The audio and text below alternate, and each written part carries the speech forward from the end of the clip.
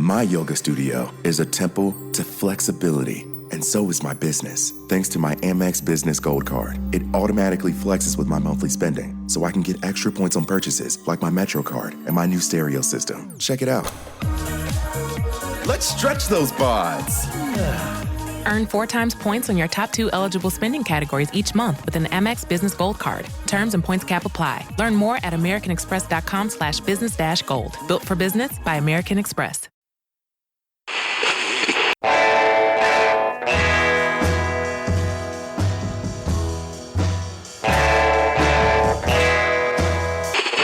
Fighting and trouble are my middle name. I was raised in the canebrake by an old mama lion. Can't no high-tone woman make me walk the line. You load 16 tons. It's the love that I found ever since you've been around. Your love puts me on the top of the world.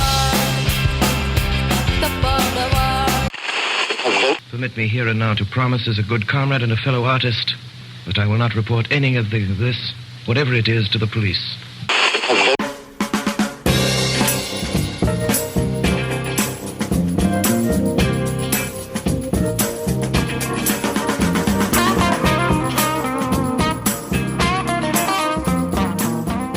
Welcome to Abandoned Albums, the documentary podcast.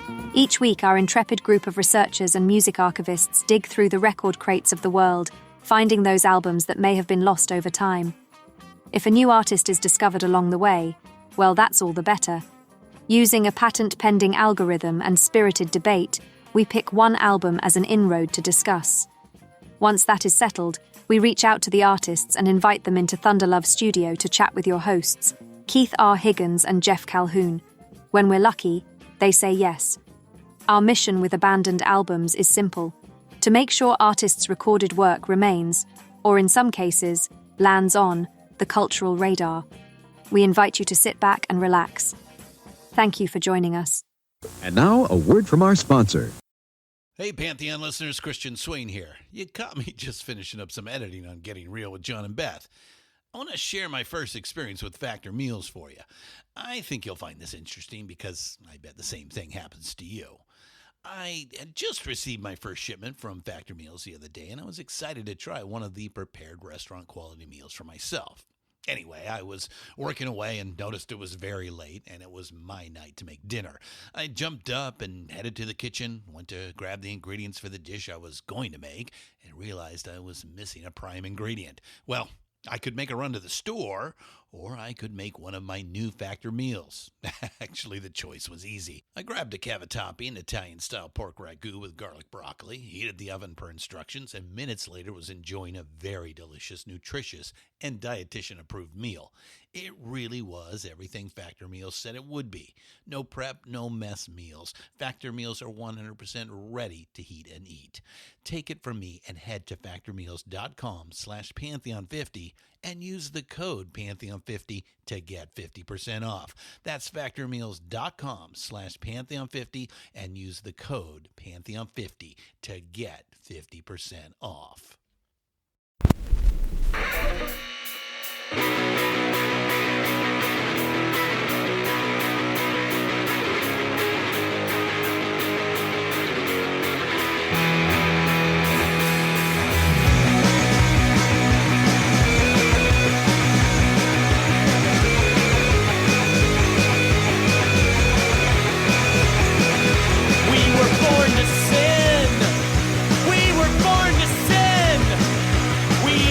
We're special, sir.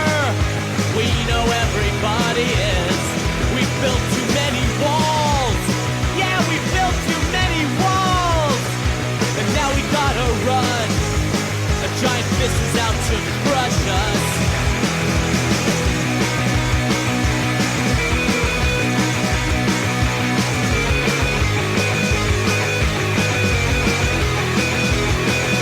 We run in the dark. We run in the dark. We don't carry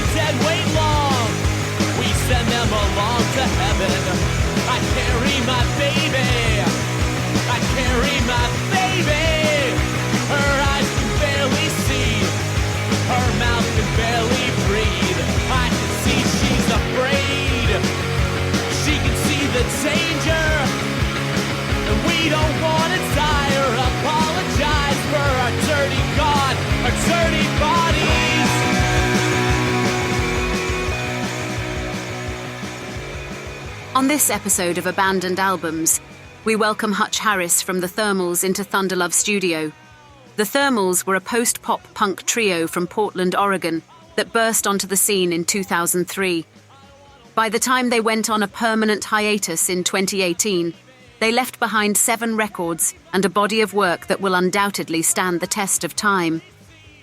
The Thermals frontman Hutch Harris stopped by Thunderlove Studio to talk with Geoff and Keith. Here's their conversation with Hutch. It's just the normal noises in here. Hutch, can you hear us? Yeah, I can hear you guys. I don't know why. I'm trying to find out why my camera's not showing, because it says it is. Oh. Yeah, because now it stopped. There he is.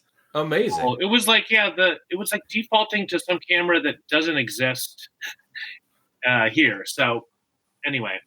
So you think?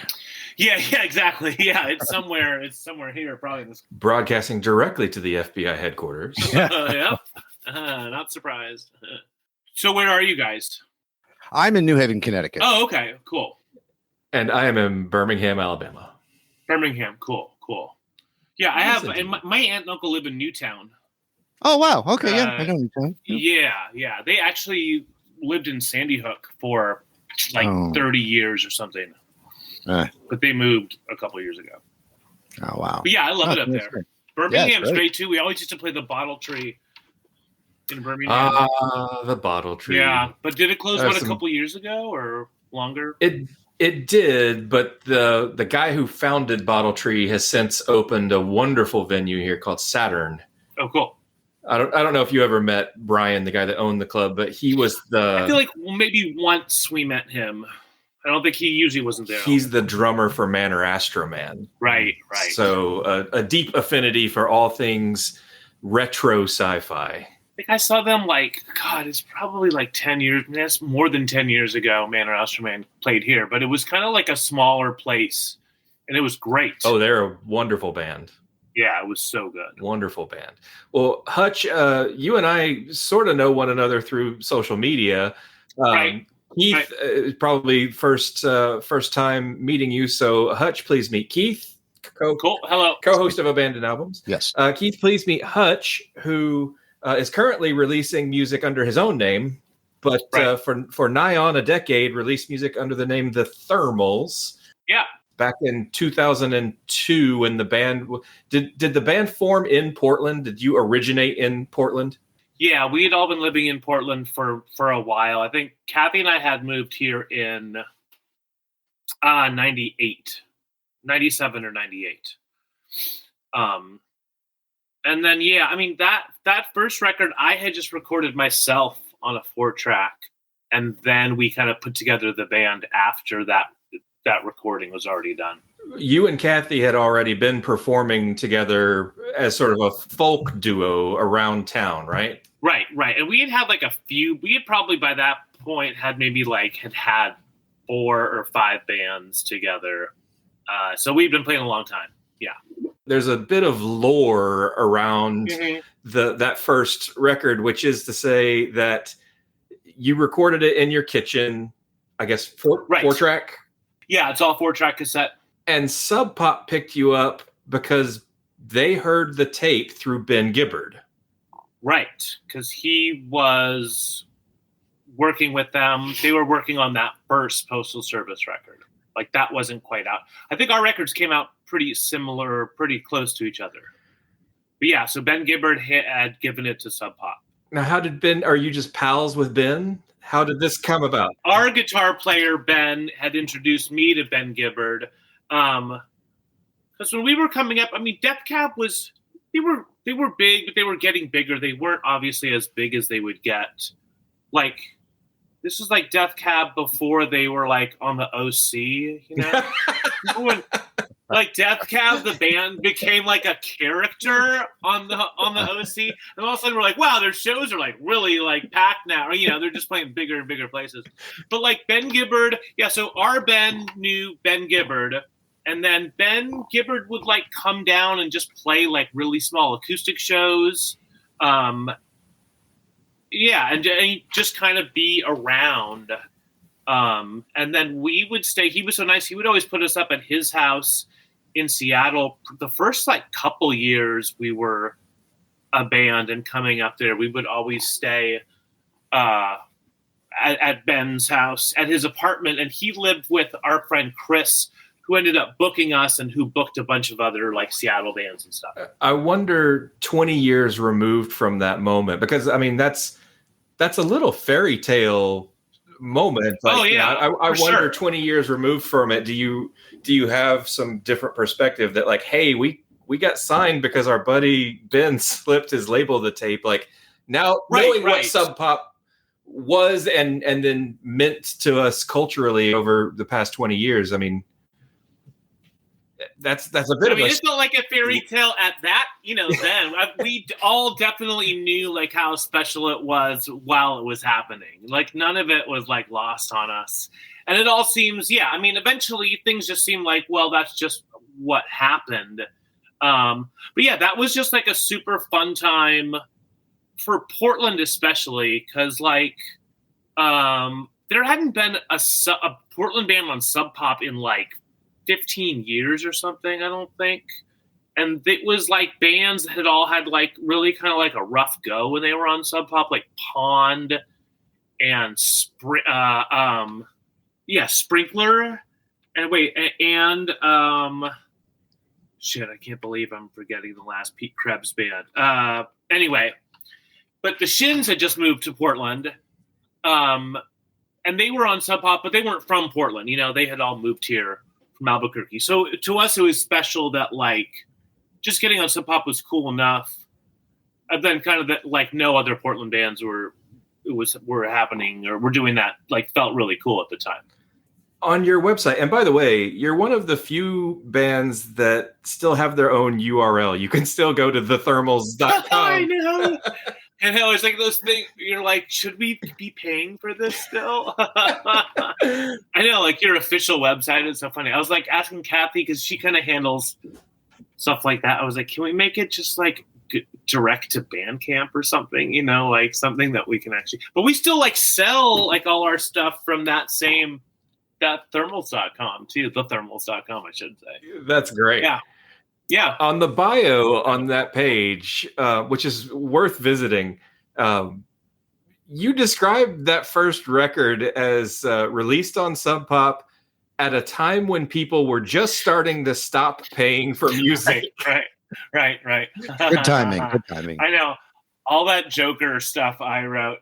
Well, yeah, like it was such the cusp. Like everything was right about to change because we signed in 2002, so we still had like glossy photos, like the 8x10 glossy, like we got to like jump in with all this stuff that we had grown up like, oh, that's the first thing you get when you get on a label, you get a 8x10 glossy photo, and then like because by the time we were on our next record, I think they were already not doing those, and it was all just digital. Finally, 2004, yeah, you'd think they would have, and it was just.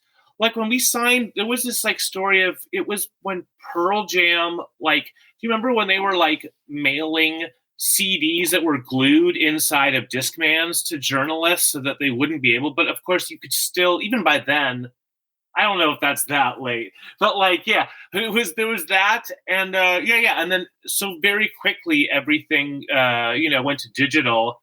Amazing. Help me out with Sequence, because Keith, I'm sure you remember, this would probably make a really fun, like top 5, top 10 list kind of thing.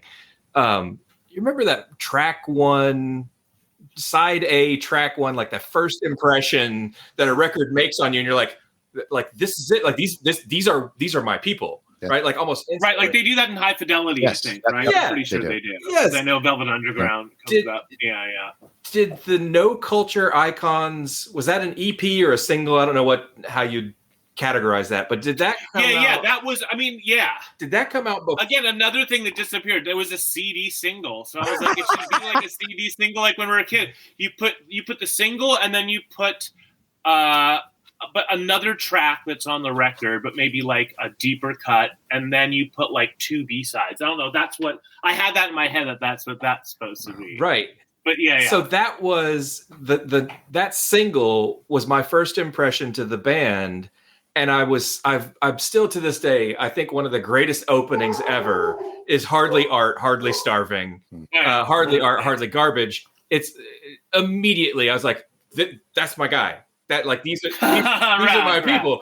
And then, so when I heard More Parts Per Million, and that song was track 3 and not track 1, I was so jarred by it. I was like, hang on, somebody moved my cheese.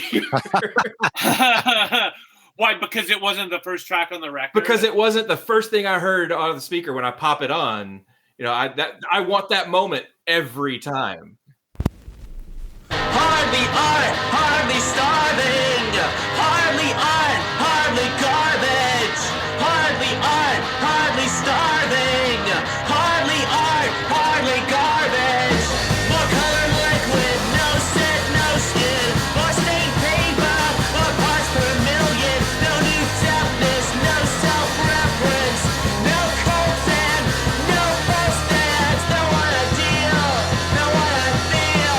No to the same, no two in the same name. Hardly art, hardly starving. Hardly art, hardly garbage. Hardly art, hardly starving. Hardly art, hardly started. More colored liquid, no scent, no skin. More stained paper, more parts per million. No new deafness, no I think most of those songs were just recorded in the order that they were written and done. There's like a couple that got shuffled around for I don't know what reason, but yeah, I like the idea of them being in the order of the when they were written. Oh wow, recorded. That's interesting. Yeah, because they were all just written like day of. A couple of them maybe took a few days, but most were just like a day, like write and track the whole song in one day. And not change anything. Like it was mixed again eventually, but didn't go back and like fix anything. Impressive. Only did it that once. I would prefer to not work that way. I mean, it's fun as like an artistic process, but I couldn't imagine doing that right now. Especially with like Pro Tools and everything, all you do is like fix things to death. Yeah. Well, the temptation. So I'm going into the studio next week, and we're recording to 2-inch tape. We're not going to do a click track, everything organic, because I'm trying to get away from Pro Toolsing everything to death. Right. It's hard to get away from it. What Connie felt, she kept to herself. Pulled into a pretty grove of pines and made ourselves comfortable. Then I heard music. You kept with the Death Cab ties. If Ben helped get your tape heard at Sub Pop, right. Chris comes in, Chris Walla, and produces the second album, Fucking A. Yeah. And you said that he booked you guys, like that's this was a different Chris. Sorry, different Chris. It was another Chris, different Chris. But yeah, so Ben introduced us to Chris, and then Chris mixed that 4-track record that I had done, and then he produced the next one in Seattle. So I got to ask you a question. What was the marketing campaign like for Fucking A? The people from radio would come and they'll be like, we can't play the song because we can't say the name of the record. And we're like, you're just young and stupid. You think doing stuff like that's awesome. There's like so few things I would change that we did, like almost nothing, but I would have called it something. And it's not even I would have just like anything without a curse. In the title, because you're like, you're just making things difficult for yourself. But we did, so it was putting out a 4-track cassette record. We were just like, thought it was funny. And it still is. It is. Yeah. But for us, it was like you get exactly what you always wanted as a kid, and then you kind of just like, you like take it seriously, but it's also like one big joke for some reason. Or just like you think if you're not treating it that way, you're just like selling out like right away. You're not making things difficult for yourself. Anyway. Okay. I'm kind of working up to a couple of specific moments. I'm wondering if you can tell me about We Sleep in a Holy Bed, because that seems to be, those songs are the hardest to find online if you wanted to stream Thermal's music. Right, because none of them were ever like really finished. Like there are some mixes of it, but there weren't any. It's just unfinished. It needs to be like someone has to kind of like dig into it and then make it sound good. I've kind of talked to John Congleton about it, and he did Now We Can See. Like, he would be someone that would be great because he can do a lot of like studio magic, make something that's not super finished sound like amazing. Yeah. I think he could. You described that album and that collection of songs as a morbid meditation on religion, which seems like a recurring theme for you. I was going to say that could describe like at least half the records. Leading up to The Body, the Blood, the Machine, I would love to know more about your relationship with religion. You know, how were you raised? Were you raised in a very religious home? Yeah, I was raised in a Catholic, like a very like strictly Catholic, but also my dad is Jewish. So it's both of those. Interesting. But mostly Catholic. Like we didn't ever go to temple. Like I've only been in a temple like for like a cousin's like bat mitzvah or something. We went to Catholic church every single Sunday, like without fail, and then went to Catholic school and then went to like Catholic, went to CCD on Wednesday. And Kathy was raised the same way. So the fact that we arrived at like this place with like, I mean, I feel like that stuff is like stuck in your head forever. Like once, after like 18 or 20 years of it. So yeah, but I try so hard now to not put any religion in, and I haven't for so long, because it's just like something that even if you only do it once, people do think it's all you do. And it's just like hard to get rid of. Is the reason you avoid it, perhaps, this is just hypothesis, one guy's opinion, is it perhaps because you fear that you spoke this shit into existence? Hutch? Yeah, right. I'm sure there's a lot of like things to be scared about. In 2006, hang on. What's happening in the world? I'm going to press on this. Yeah. In 2006, you write a terrifying tale of a young couple fleeing a fascist faux Christian USA. Very prescient. I'll take credit for it, but also to me that felt like the idea was already old fashioned when we were singing about it.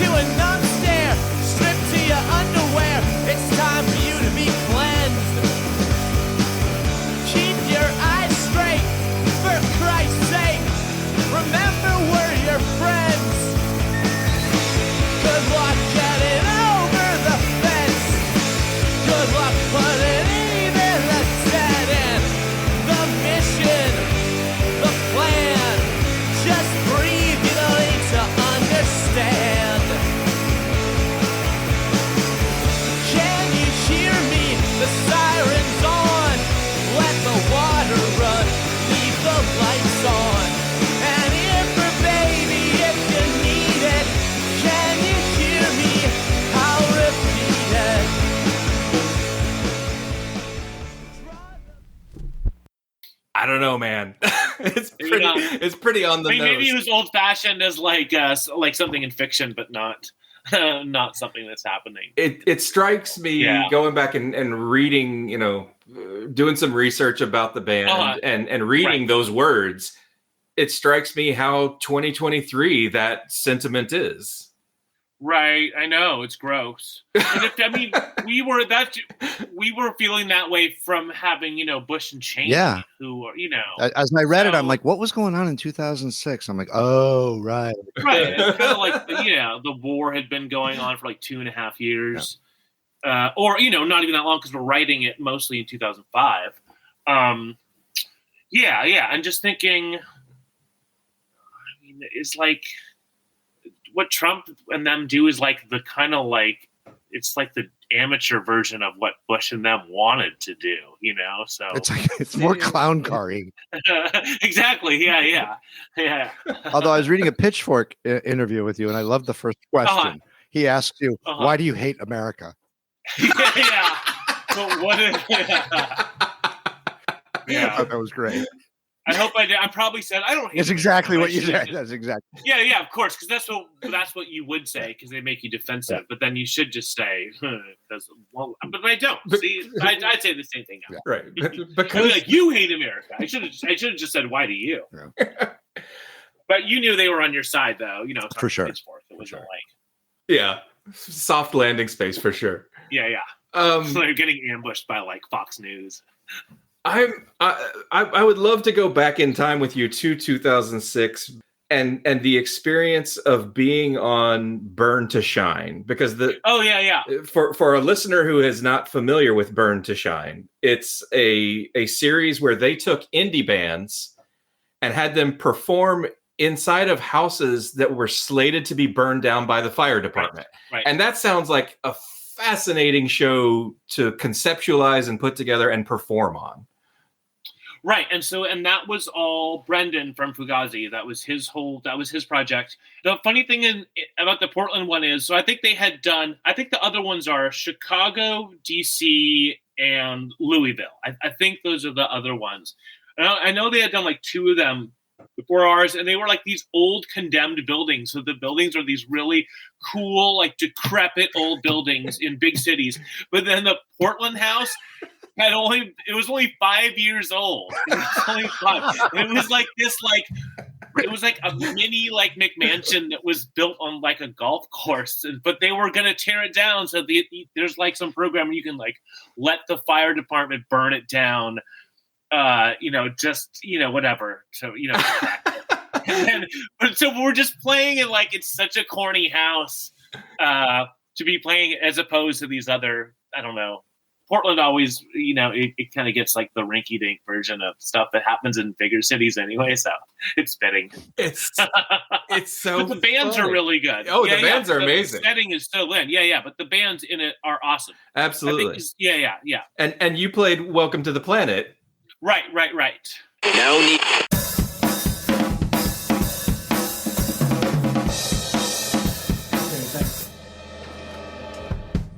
Jordan? Are the snares on your snare? Yeah. Welcome to the planet. Don't tell us you can handle it. We know. Executive defeated. Like an expletive deleted. We know. But I got a plane to fly us. You can catch my virus. It's a long way out, I know. It's a long way out, I know. Welcome to the system. Don't tell us you got a fist for it. We know. Exiting the mission is executive decision only. We know. I got a plane to fly us. If you can catch my virus. It's a long way out, I know.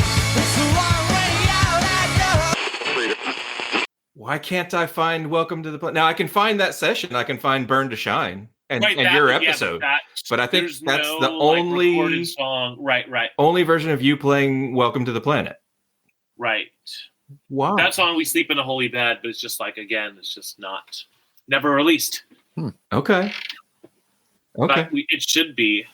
I mean, I'm going to take us, I'm going to bring us to current. Okay.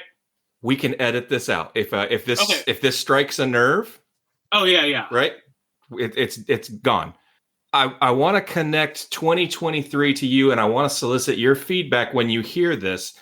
Right. I was targeted for an ad that said, "Hey, you release stuff. You need to create ads. Use this AI tool to create the music that you put in the beds of your ads." And the sample that they gave of the AI generated music, was fucking Pillar of Salt, stripped of the distortion and the keyboard line played with like a synth. And I was like, that's not AI generated. That's the Thermals song. Right. It was the actual same melody. It was the exact same melody, note for note. And I thought, is this where we are headed? Is this like where AI can just take a song and just be like, well, yeah, yoink? I mean, they can. Right.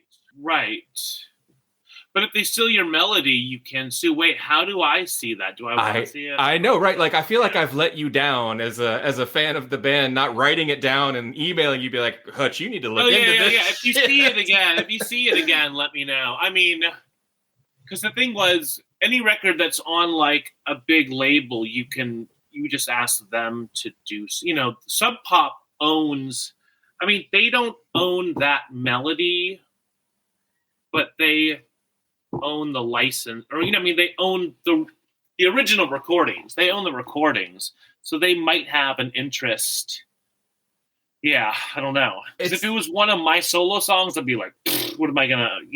I could like message them, but like with someone like Sub Pop, there's someone to go after. But is it like a Russian company or? I'm sure it's who knows with these AI companies. I thought, if they are so brazen as to just lift a song, I mean, make no effort to disguise. If you played them side by side, you would say same song. Right. Clearly. Right. Maybe it speaks to the popularity overall of Pillar of Salt. Yeah, absolutely. I mean, it just shows the genius songwriting that there you go. was used to create that song. So apparently AI can do it just as easy. Well, it's going to take a long time for the law to catch up with technology. Oh yeah, the things we're getting done now are like so old. Yeah, it's crazy, especially in publishing and like music and music copyright. Yeah. And it can't be your problem though. It can't be my problem though. It can't. Good God, no. I just can't care. Right. I was just someone was telling me just recently that I should be upset about like how little things like Spotify, how little they pay, and I just cannot. That can't be something I like worry about or care about. You'll go crazy. Well, maybe their CEO will commit seppuku. Did I say that out loud? Let's explain that for those of us like myself. Yeah, that's where you take a big long sword and you fall on it and slide it real painfully and dramatically through your belly as you die, and you go, ah! Right. Nice. I think I just know it from The Simpsons. Yeah. Or Futurama. No, it's Futurama. Yeah. But the robot tries to do it, but he can't because he just bends the sword. Bender tries to commit seppuku. If gun to my head, if I had to pick a favorite Thermal song, my favorite Thermal song is on this album, The Body, the Blood, the Machine, and that's Return to the Fold. Oh, cool.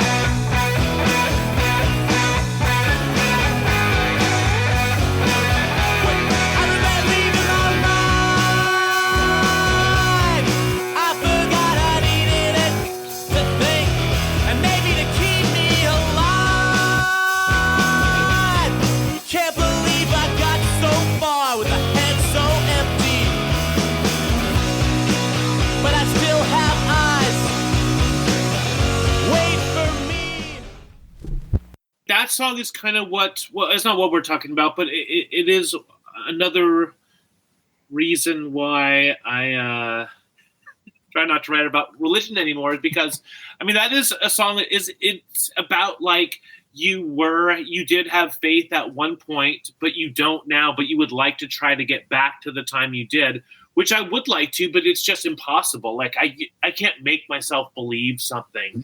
I would like to believe in God and heaven, but I just don't.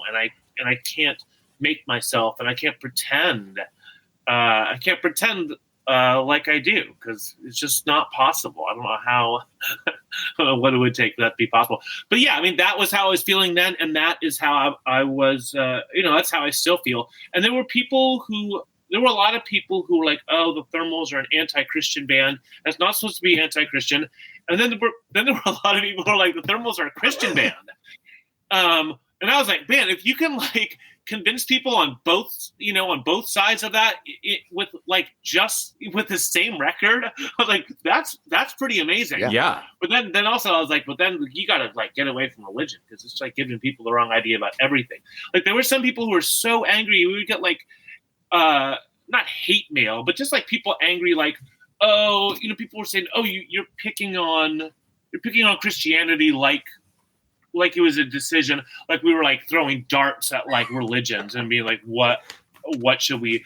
We're like, we grew up with this, and therefore, I mean, this is in our heads. It wasn't like let's talk trash on Christianity. Yeah. Next record, we'll take on the Jews, right? Sure. Right. Finally, someone has to.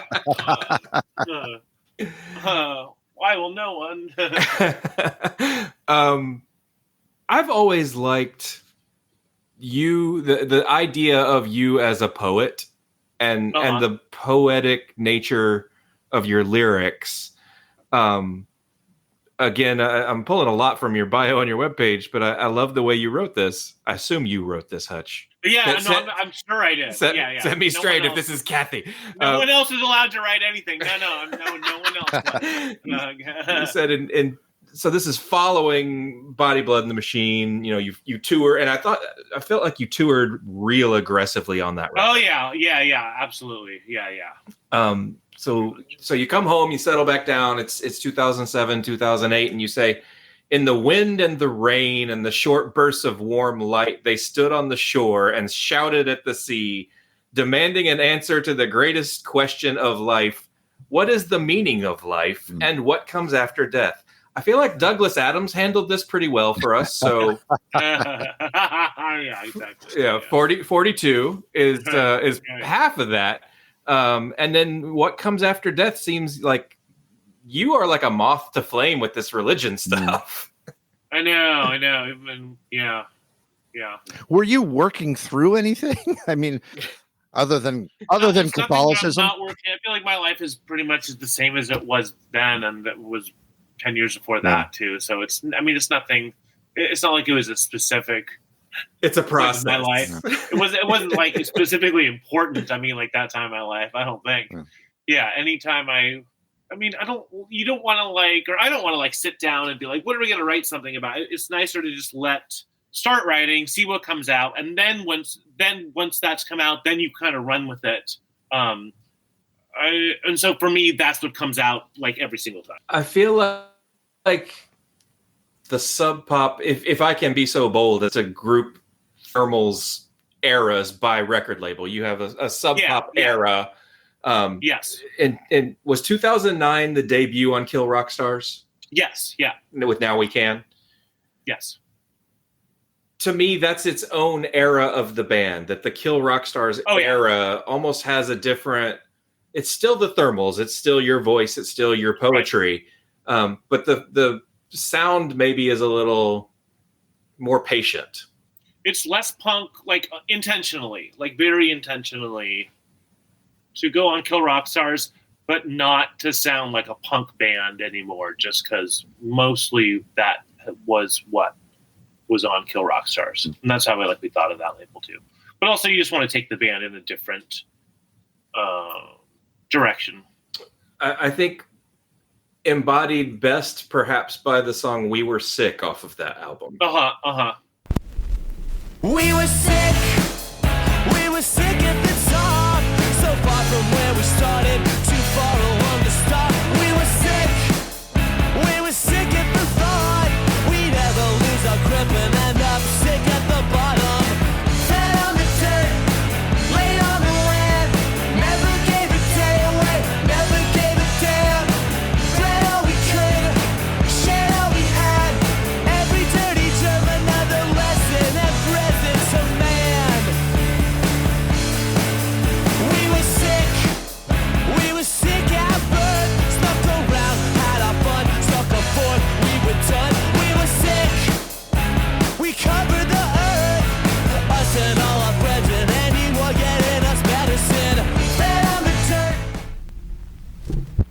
I would say that that's a power pop record. But when I compare it to other power pop or like real power pop, it's not. But you as a band like always have an idea in your head of what you're doing, and usually it's like what comes out is not exactly what you think it is.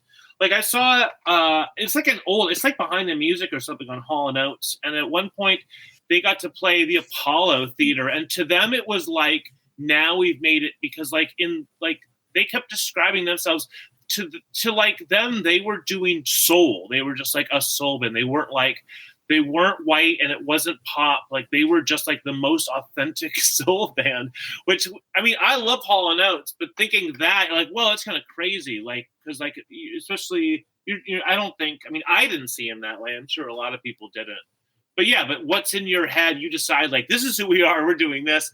And then something else comes out. How about Daryl Hall getting a restraining order against Yeah, Oates? what? That seemed like that. I don't know why. Yeah, I mean, I understand that he's trying to sell like his publishing rights, but I'm not sure why it. Yeah. Why do you need a restraining order though? Yeah, no. Was it just like hype? Yeah, I don't know. No, it's just for hype. He's just funny. He's like, he hit me. Pretty wild. You talk about those Kill Rock Stars records. You talk about the notion of monogamy, and really, yeah, relationships in general seem like a plenty potent, fertile ground for digging for lyrics. So we've all done it. Yeah, for sure. But why monogamy? Why does that stand out to you as something worth? I mean, I don't know. What are you thinking? Like, what songs in particular? I don't think I was thinking of monogamy. I mean, just more like relationships, but it could be.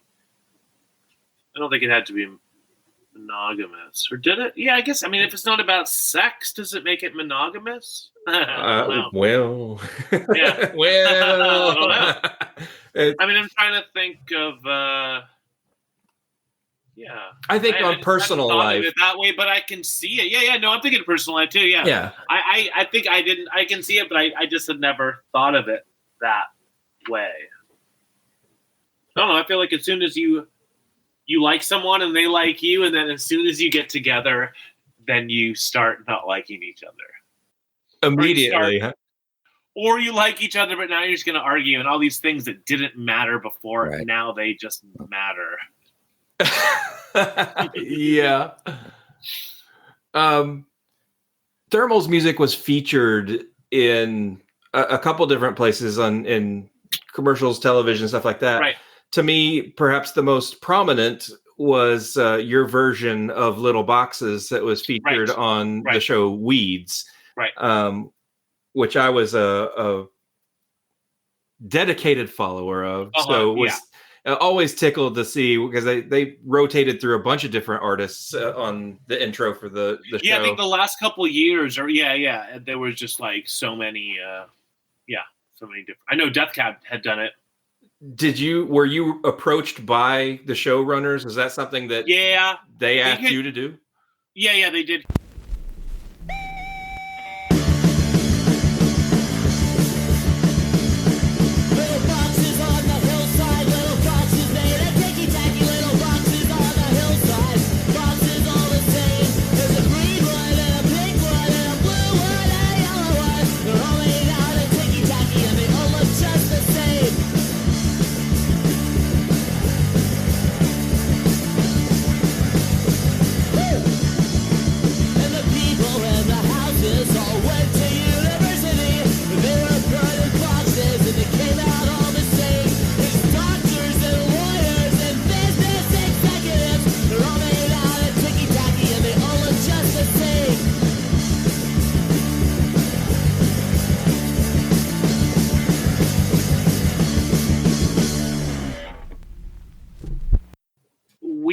We had let them use Here's Your Future. They had used that like a few years before.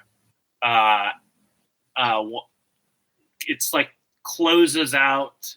If you remember the episode where she like dumps all the weed in the pool and then she takes her clothes off and jumps in the pool, that's the Thermals right there. So they had done that, and then they asked us to do the theme, and I just recorded that here at my house.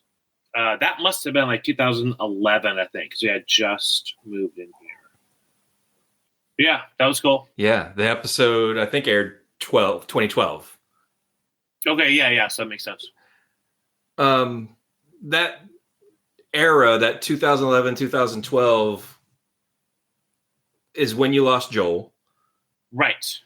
I wonder how the death of a bandmate and friend like that influences your interest in keeping the band going. Does it influence positive, negative? Does it not at all? I don't know. He actually didn't pass away though till a few years later. So he had like stopped playing with us, and then I'm forgetting what year. Oh no, but he did pass away that soon. Yeah, it says 2012. Yeah, that's what it looks like. Sorry. Wow, I was thinking. Okay. Yeah, it's too bad. I was just talking to a mutual friend of ours about him. Yeah, it's so. I haven't lost that many. I've lost like a lot of friends, I would say, but not a lot of friends like as close as Joel. Yeah, super sweet guy. Super, super sweet. Probably like the funniest guy. Yeah, great dude. Like his parents were English, but I think maybe he had lived in England for like a little bit as a kid, but then his whole family was here. But he was like just hilarious in this like very English way. And his parents were like very, very English. I just mean like very like witty, smart, funny people. Yeah, that's how he was. Call me a stereotypical Yank, but I'm just picturing John Cleese. Like it's almost like I can't think of like an actor, but he was, because I'm like when I met him, he was much older. Yeah, I don't know. Maybe kind of like John Cleese. He was tall. I mean, Joel was super tall. Yeah, very tall and skinny. The following year, 2013, begins the last of the eras and the last label swap, which was moving to the Saddle Creek brand. Right. And Desperate Ground was the first Saddle Creek record. Right. It seems like to me, as someone that, I have the luxury of doing this with Keith and talking to a number of different artists. It seems like Saddle Creek was a movement unto itself. Like if you were on Saddle Creek, you had a family in the music business. Was that true for the Thermals? I feel like we were like super close with those guys that ran it, because like Rob, the owner, actually like moved to LA. He still had a place in Omaha, but he moved to LA. I don't know when, maybe around when we signed. And so we would just always stay with him, and he's great. All those dudes are great. It definitely wasn't the same for us as like all the bands that are from Omaha, because you think like 90% of that label, or maybe not so much anymore, but for most of its run, it had just been Omaha bands. Yeah, but it's like some of the best. It's all the best bands to come out of Omaha, except for 311. But Bright Eyes, Cursive, I mean, these are massive, and we had toured with Cursive on the Body of the Blood. We had toured with them like a lot, or like one like very long tour, like an almost 2-month tour, which was insane. But yeah, we had like known that whole crew. Like the first time Bright Eyes had come to Portland, Kathy and I had actually put on like a house show that he had done, like probably like 1999 maybe.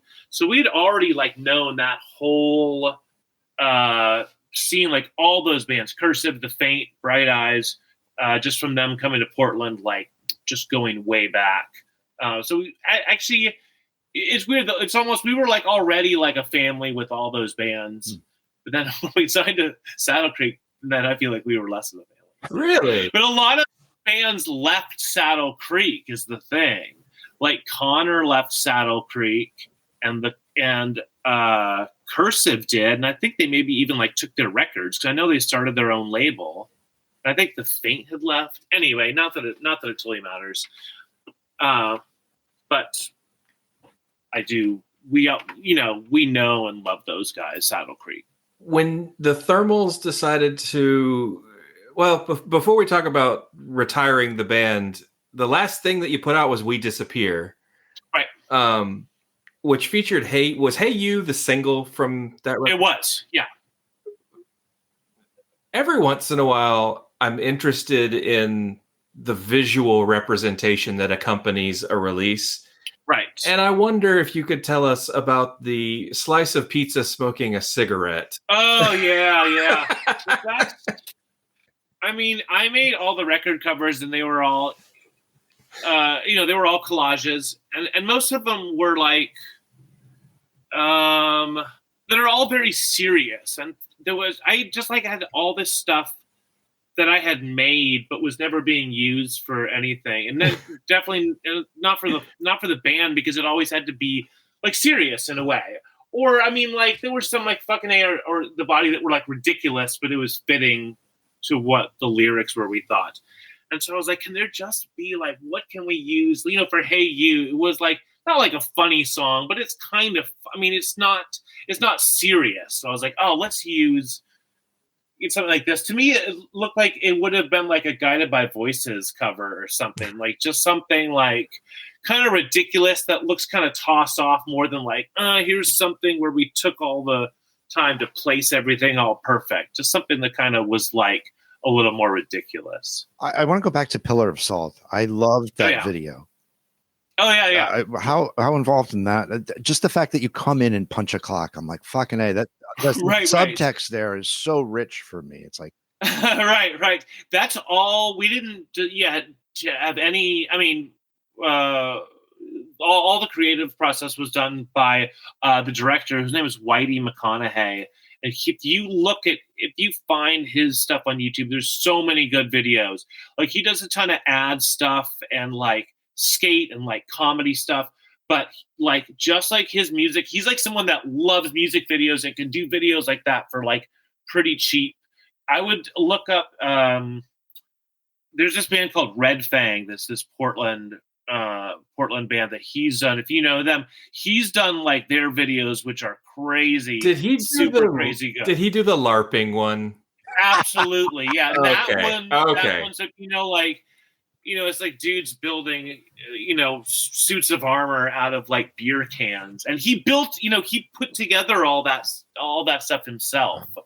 That video specifically got him, that was very popular for him. But there's this dude Panther that he did a video for where it's like this guy lives inside a cardboard box and like all of his furniture and like his toaster and his stereo are all built out of cardboard too. And like Whitey just made all that stuff from scratch. Yeah. Interesting. But he also did the Returning to the Fold video. And he did the I Don't Believe You video where we're like Carrie Brownstein's like trying to find out where the music's coming from and we're in her shed. And I think that is her house, actually. I'm pretty sure that was her house. Very unique visual quality to him. Yeah. It's great. And like a lot of those videos are just the budget's like $1,000 or nothing. And then like he would just like not get paid and make all this stuff. Or a lot of times he would take the budget for the video and he wouldn't get paid anything. He would just use it to build something, because he built that room for Pillar of Salt. He like, that's just like in this warehouse space. He just built that whole room. Wow.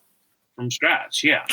But it's just like, like a wood frame with like, what it is, not particle board. I mean, no. It's something like, it's like, I don't know, it's like plastic or something. Wow. Very thin. No, I just love the subtext. You come in and you punch a clock. Yeah. That's rich. Yeah. That's rich. Yeah.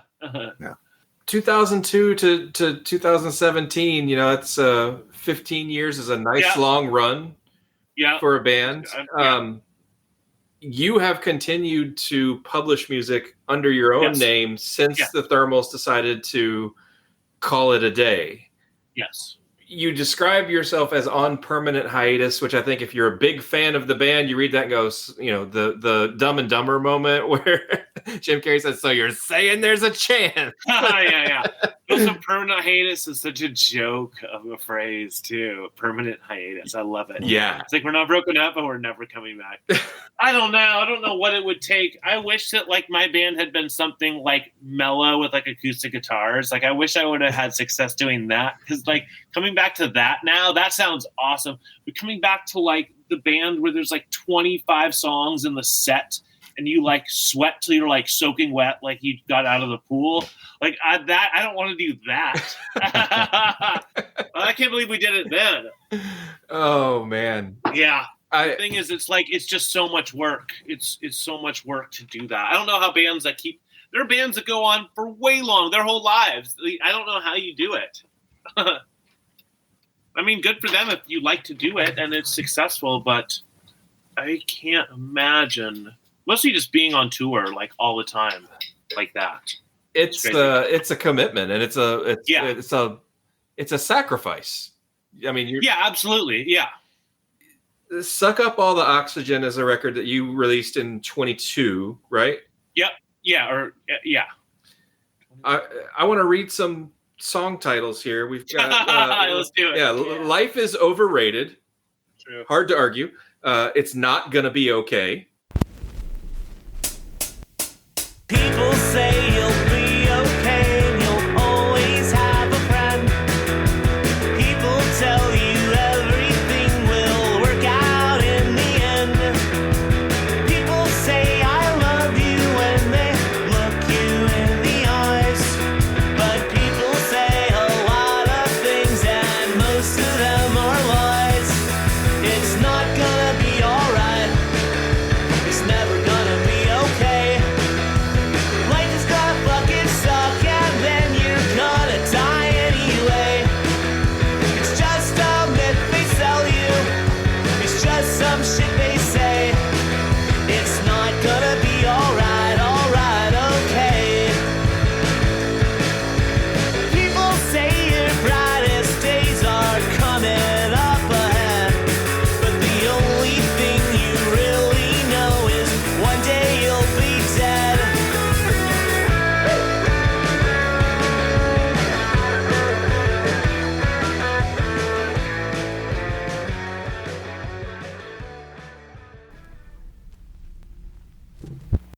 Garbage World.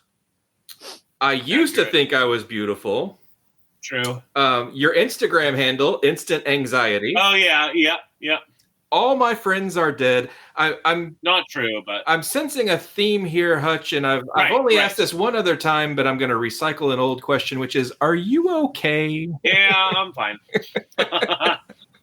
You got to put all those dark thoughts somewhere. It's a concentrated amount of darkness. I know, and when I play shows, I just play acoustic, so sometimes those songs are hilarious to people depending on who the audience, and sometimes they're like really depressing, and sometimes I just won't. A lot of times, if like the set's going well and those are in there, I just like won't play those because people don't want to hear them. It's like you got to kind of like start with those songs live and then go somewhere else, but like you can't be playing a show and then be like, now we're going to switch to these songs. It just depends. But then I played those songs at a comedy show where I wasn't like doing stand. I was just like the musical guest and just playing those songs. And then people just like laughed. Those songs got huge laughs. So I was like, that's cool that it works. That works. But like, I love living like so much. Like I love life every day, but I still think it's overrated. Wildly.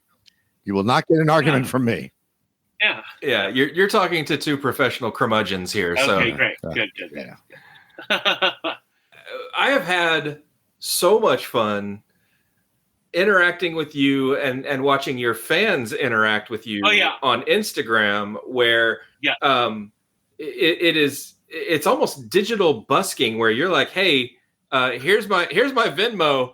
I'll learn any song you want me to learn. And to my great delight, I don't mind sharing, Keith, that I asked Hutch to do a version of Peter Gabriel's Sledgehammer, and he fucking nailed it. Probably the best request, I think. Because I didn't even have to go listen. Even the song, there's a lot of songs I've never heard that people ask for, so I got to listen to it a bunch of times. Then there's the ones but you go back. That song, I think I checked in. I wanted to the later, like Kick the Habit, Shed My Skin part. I was like, what exactly is happening in their version? But yeah, that song is just like so like just in my head for my whole life. I love it. You could have a steam train if you just lay down your tracks. You could have an airplane flying if you break your blue sky back. All you do is call me. I'll be anything you need. You could have a Big Dipper going up and down all around the land. You could have a bumper car bumping. This amusement never ends. I wanna be your sledgehammer. Why don't you call my name? Oh, let me be your sledgehammer. This will be my testimony. Yeah.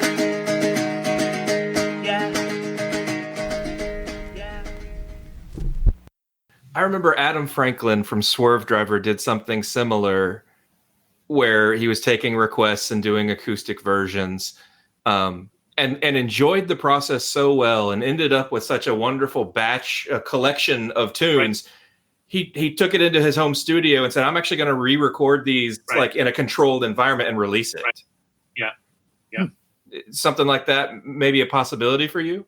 Yeah, I got my list going because I've done like 100 so far. Wow. I think there are like 4 that I'm like, I could do this on a record. Are you still doing it? Oh yeah. Oh, good. I still have Good. like songs banked for like another like 30 days. So even if there were no requests starting now, it would still go on for another month. Every time I think it's gonna slow down, like 4 people will request a song in a day or something. So I will do it as long as people like it, because people seem to like it. People actually like it a lot more than I thought. Really? I thought it would be very short-lived and kind of like, because just normally when I would, without it being kind of this project where people ask for songs, I would just like pick a song and do it. And people liked it okay, but definitely not. People like really like it in this different way, which is fun. We're about at time. Okay. What a wonderful way to spend an hour this was. Yeah, no, this was awesome. Thank you so much, Hutch. Thanks for having me. Thank you for the music. Thank you for the interaction with the fans. It really is. Oh, yeah, of course. It's a gas to see everybody chip in and enjoy one another. For sure. Yeah. Everyone's so friendly. Thank you. Thank you. This was an absolute gas. Yeah. And we will see you. And may I use the sledgehammer clip in the episode? Oh yeah. I would love it. Yeah, please. Cool. Wonderful. Perfect. Wonderful. Yeah. Thank you again. Yes. We appreciate you being on the show. Well, Hutch, thank you. Awesome. Thanks, All guys. right, take care. Okay. Have a good day. Bye-bye. And now, a word from our sponsor. Hey, Pantheon listeners, Christian Swain again with something every podcast listener and music junkie needs to hear. As I'm sure you can guess, I listen to a lot of podcasts. I also listen to a lot of music, so having high-quality headphones and earbuds are absolutely critical to my day. Oh, and I have numerous pairs. In fact, I have a junk drawer of used devices that have bitten the dust, so I've tried them all. Recently, I was sent a pair of earbuds by Raycon, and the first thing I noticed was the cost. Looks like their products are about half the price of other premium brands. Okay, that's cool. And the reviews seem pretty stellar. Okay, checks that box. So I got my Raycon everyday earbuds. A nice packaging to open, and what I immediately noticed were the pack of ear tips for sizing. I'll tell you, I have small ear canals. I know a flaw. So to see choices for the best fit, especially while exercising, oh yeah. And yes, they were immediately comfortable. Sound quality was great too. Plus, I have 3 EQ options that I love because I like more bass in my music and less in the podcasts. 8 hours of playtime for the battery is great as well. Surround sound, noise canceling, and awareness mode all included. I think I'm in business, and I just realized I've had them in all day. Like I said, super comfortable. Go to buyraycon.com/Pantheon today to get 20% off your Raycon order plus free shipping. That's right, you'll get 20% off and free shipping at buyraycon.com/Pantheon.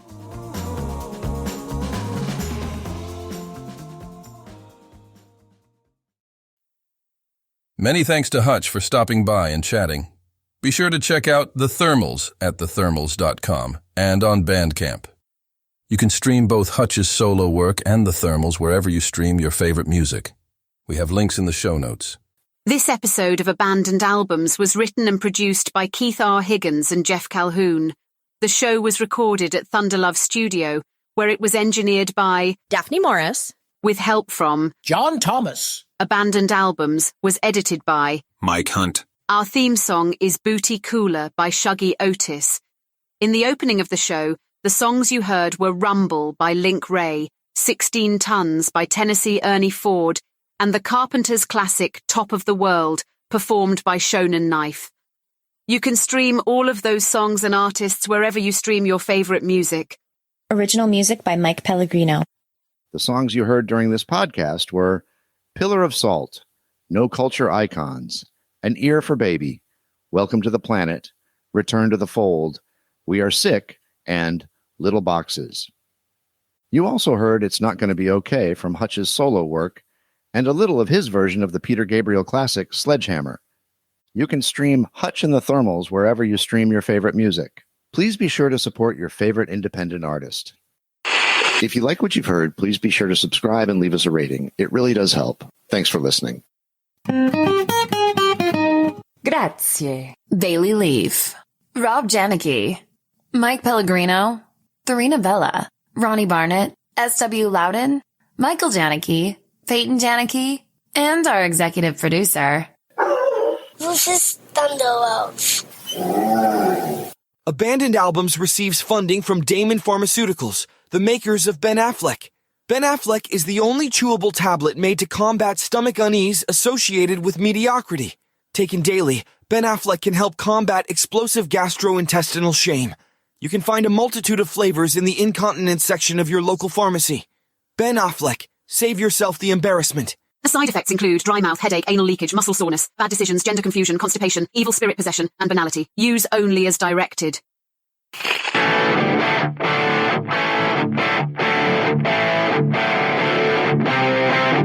And now, until we meet again next time, I remain as always obediently yours. Abandoned Albums is a production of Paw Print Media. And now, a word from our sponsor.